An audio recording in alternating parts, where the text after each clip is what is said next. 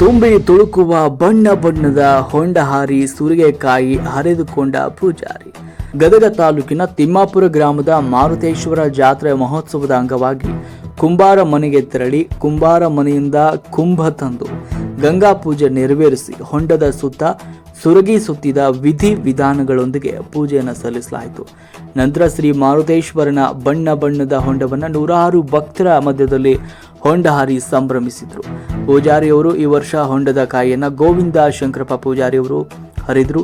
ಪೂಜಾರಿ ಈ ಹೊಂಡ ಹಾರಿದ ನಂತರ 5 ಹೆಜ್ಜೆ ರಥವನ್ನು ಎಳೆಯುವ ಮೂಲಕ ವಿದ್ಯುಕ್ತವಾಗಿ ಚಾಲನೆ ನೀಡಲಾಯಿತು. ರಾತ್ರಿ ವೇಳೆ ಆರಂಭವಾದ ಹೊಂಡ 1 ಗಂಟೆಗಳ ಕಾಲ ಪೂಜಾರಿಗಳು ಭಕ್ತರನ್ನ ಕಾಯಿ ಹರಿಯುವ ಮೂಲಕ ಹೊಂಡ ಹಾರಿದರು. ನಂತರ ಗ್ರಾಮದ ಯುವಕರು ಪರಸ್ಪರವಾಗಿ ಹೊಂಡದಲ್ಲಿ ಹಾರಿ ಬಣ್ಣದ ನೀರನ್ನು ಎರಚಿಕೊಂಡರು.